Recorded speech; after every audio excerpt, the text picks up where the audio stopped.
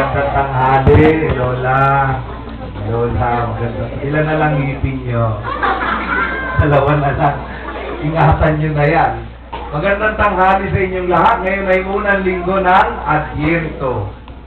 Ibig sabihin, 4 na araw na lang ng linggo.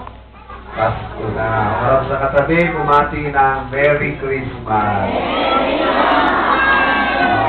Yan. Tanong niyo sa katabi niyo, may alay ka bang dala? Tanong niyo. Wala, o, tingnan mo, o, yung wala, ha? Ang walang alay, may stroke. Okay, mga kapatid, magandang umaga. Napakaganda ng ating pagdiriwang ngayon. Unang linggo ng Adyento, 4 na linggo yan ang Adyento. 4 na linggo, ang pare ay masarap nguyain dahil bukas ang halaya. Tingnan niyo, mukha akong matamis na ube. No? Sapagat ang ube o purple ay simbolo ng paghihintay at ng kalungkutan. Parang iniintay natin si Jesus. Pero sa totoo lang, di ba dumating na si Jesus? Dumating na si Jesus. Kaya nga ang larawan ng Adyento, mga kapatid, ay larawan ng isang buntis. Alam niyo yung buntis, taas na kamay ng nabuntis na. Ano kayo, virgin pa kayo? Mahihayin na kayo? Mismo sa Joseph, yung mga nabuntis, diba? Sino inaantay nila? Sino inaantay ng buntis? Yung kanyang anak. Asan ang anak niya? Nandun na, pero hinihintay pa. Yun ang kahulugan ng Adyento. Kaya ang kulay ng Adyento ay violet, at saka pink, at saka green. Alam niyo, ang green ay simbolo ng pag-asa. Anong kulay ang kaha ng hope? Di ba? Pag-asa, hope. Ang ibig sabihin nun ay umasa kayo. Alam niyo, nung inopera, tingnan mo ayaw maestro, naglagay ng alay. Bakit binati niyo yung alay niyo? Kanina isang kaing yan eh. Yan. So, ang green. Alam niyo, nung inopera ko nung 201, tinanggal yung aking gallbladder, yung abdo ba yun? O gallbladder. Lahat ng doktor, pati nurse, naka-green. Para bang gusto niya sabihin, Father, may pag-asa ka pa, huwag ka mag-alala. Di ba? Halimbawa, operahan kayo, halimbawa, mabypass kayo sa puso. Tapos lahat ng mga nandun, yung doktor, lahat sila nakaitim. Ano mararamdaman ninyo? Father, nakipag-usap ka na ba kay Puisan Sagon? Dahil doon ka na namin dadalhin pagkatapos. Nakita ninyo, mga kapatid? Ito yung ano. Kaya ang Panginoon, nagbibigay ng babala. Narinig niyo yung Ebanghelyo ngayon, di ba? Darating ang mga iyan, nagbibigay siya ng babala. Hindi siya nananakot. Iba yung nananakot. Pagka nananakot, di ba nasunod na, labot, may aswang dyan. Ganun ang nananakot. Siya hindi, nagbibigay ng babala. Ingat kayo, dahil may aswang dyan sa loob. Di ba? Ganun yung nagbibigay ng babala. Pagka sa totoo lang, number 1, dadating mo lahat ng mga ano na yan, yung mga paghihirap na yan, darating mo yan.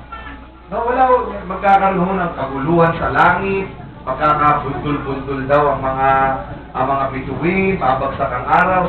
Darating mo lahat na yan. Sabihin nyo, dadating yan. Dadating yan, mga kapatid. At huwag kayong matakot. Sabi lang ng Panginoon, huwag nyo katakutan. Bakit nyo huwag katakutan? Huwag nyo katakutan sapagkat darating din ako. Alam ko yan. Alam nyo, ang Diyos pa rin ang kumokontrol sa buhay natin. Kaya huwag kayo maniniwala na dadating yan, magugunaw ang mundo at tapos na tayong lahat. Hindi ho, haharap kayo sa Diyos. Kaya yung mga natatakot sa 12-12-12. Yung mga December 12, 2012, magugunaw na raw ang mundo. Huwag kayong matakot sa ganyan. Sa ibang house, swerte yan eh. May magpapakasalo sa parokya, gusto niya daw 12-12-12, no? Para sakto. Alam niyo, ang bayan mo sa kasal, 5,000 ho. No? Sabi niya, pwede ho ba, Father, 12-12-12, tapos 12 o'clock at saka 12 minutes. So, 12-12-12-12-12. No? Talagang napakaswerte. At 12 po ang abay. So, 12-12 na naman. Sabi, Father, magkano ang babayaran? Sabi, gawin mo ng 12,000. Para naman lang. So, siningin ko sa 12,012 pesos and 12 centavos. O, di ba? Sakto-sakto yun, di ba? O, ayaw na akong pakasal. Nagpunta na sa ampit. So, ganyan lang naman eh. Huwag mo na ilalabihin na ang Diyos pa rin umihawa. Kahit ano mangyari sa buhay na ito. Alam ko, marami ho sa inyo. May mga problema kayo, may mga... Huwag mo kayo mag-alala sapagkat hawak ng Diyos ang mundong ito. God is in control. Amen? So, hindi ho tayo may control dito sa pagkala nyo iniwan na ito ng Diyos, nagkakamali kayo. Kailanman hindi tayo iniwan ng Diyos. Naririyan lagi ang Diyos. Hindi ho umalis ang Panginoon sa atin, iniwan tayo. Nandyan ho ang Panginoon. Kaya ano ibig sabihin dito? Okay, matakot. Okay, matakot. Darating ho ang lahat ng bagay na yan, pero lahat yan ay matatapos din. Ang problema kasi sa atin, nininervyos tayo. Pag kami ganyan, hindi ho. God is in control. Ano ibig sabihin nun? Ang Diyos pa rin ang namamahala sa daigdig na ito. Bakit Father parang walang Diyos? Pagka mayroong namumroblema, bakit pag may pinapatay na tao, ba't hindi pinipigilan ng Diyos? Bakit pag may pumuputok na lobo, hindi pinipigilan ng Diyos? Bakit ho mga kapatid? Simple lang. Pinababayaan lang niya ho tayo mga kapatid. Pinababayaan lang tayo ng Diyos. Kaya nga ayaw ng pinasisikat ng Diyos ang araw sa masama at mabuti. Pinauulan ng Diyos, binabasa ang mga masama at mabuti. Ang Diyos so ay hindi natutulog. Kaya alam bakit hindi kung parurusahan ho lahat ng mga nagkasala ora mismo, sino matitira sa inyo? Ako unang lulubog. Sino susunod? Ito, nagbibidyo. Ang susunod na lulubog. Ha? Ikatloy, walang alay. Alam niyo yung alay ninyo, binibigay ko rin yan sa mga dukha. Tuwing Miyerkules, meron itong mga nangihingi. Tapos sabi sa akin, Father, ba't naman puro sardinas to? Sabi ko, yun ang binibigay sa akin ano pa kaya alam ko, no? Tapos nakakita ng cold beef, no? Sabi, Father, pwede ba yung pork? Hindi, sa pari yan. Mahirap kayo masanay sa cold beef, no? Kabayaan nyo na ang 555 sa inyo na lang, ha? So, hindi ho yan. Ngayon ho, hindi pa nagpaparusa ang Diyos, pero darating tayo dyan. Dadating ang araw, magpaparusa, haharap kayo sa Diyos. Amen? Ikalawa, meron ng pag-uusig na magaganap. Sa ayaw nyo sa gusto, kahit wala kayong ginagawang masama, uusigin kayo ng inyong kapwa, uusigin kayo ng kapitbahay nyo. Alam nyo ba yon? Pero ano sabi ng Panginoon ngayon? Matatapos din ang lahat ng ito. Kaya humarap kayo sa katabi nyo, sabihin nyo, matatapos ka rin. Lahat din tayo matatapos. Pati kapitbahay ninyo, pag inusig kayo, sabihin nyo, matatapos ka rin. Ibulong nyo lang, ha? Pag si Father na late sa misa, huwag nyo masabihin, Father, matatapos ka rin.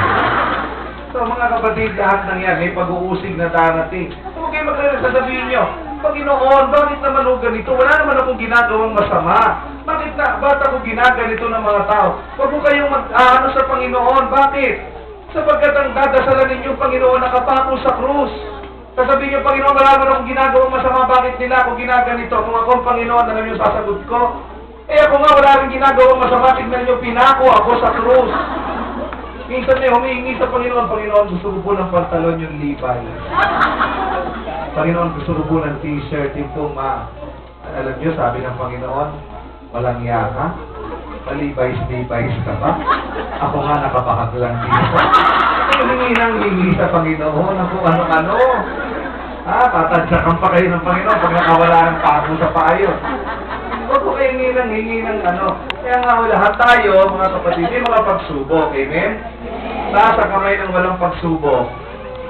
Isa, dalawa, tatlo. Tatlo lang ang mongoloid, no? Ang mongoloid, walang pagsubok.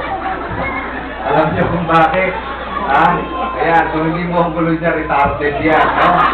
Dahil ano yan, mga kapatid, lahat tayo may pagsubok, pero ang pinakamahalaga, hindi yung pagsubok. Ang pinakamahalaga, mga kapatid, ay alam ninyo na may katapusan ang lahat ng iyon. Hindi kayo kailanman iniwan ng Diyos. Ng Diyos. Kasi alam niyo kaya kayo maraming pagsubok. Sa unang pagsubok pala, sinasabi na ninyo, Panginoon, tanggalin mo po lahat ng pagsubok na ito. Lahat ng pagsubok sa buhay ay may kasamang leksyon. Tandaan niyo yan. Hindi papayagan ng Diyos ang anumang pagsubok na walang leksyon para sa atin. May itinuturo ang Diyos. Kaya paulit-ulit ang pagsubok ninyo. Bakit? Sa unang pagsubok, hindi nyo matutunan yung leksyon. Tapos sabihin nyo, Panginoon, alisin mo na itong problema ko sa buhay, itong bigat na ito. Inalis na hindi nyo natutunan yung leksyon, ano mangyayari? Uulit na naman, mga kapatid. That's why kapag ka merong bigat sa inyong buhay, kahit na kayo stage 1, stage 2, cancer, kahit na stage 9, stage 9 na. Lusaw na mo mo. Kapag ikaw ay ang unang tanong, Panginoon, ano po ang gusto niyong ituro sa akin? Lago ng pagsubok ay mayroong leksyon. At ikatlong babala ng Panginoon, ang mga nagtatamasa, ang mga nanloloko sa kanilang kapwa, mag-iingat din kayo, sapagkat may katapusan din kayo. Palakpakan natin ang ating Diyos. Tumaas ang palataya.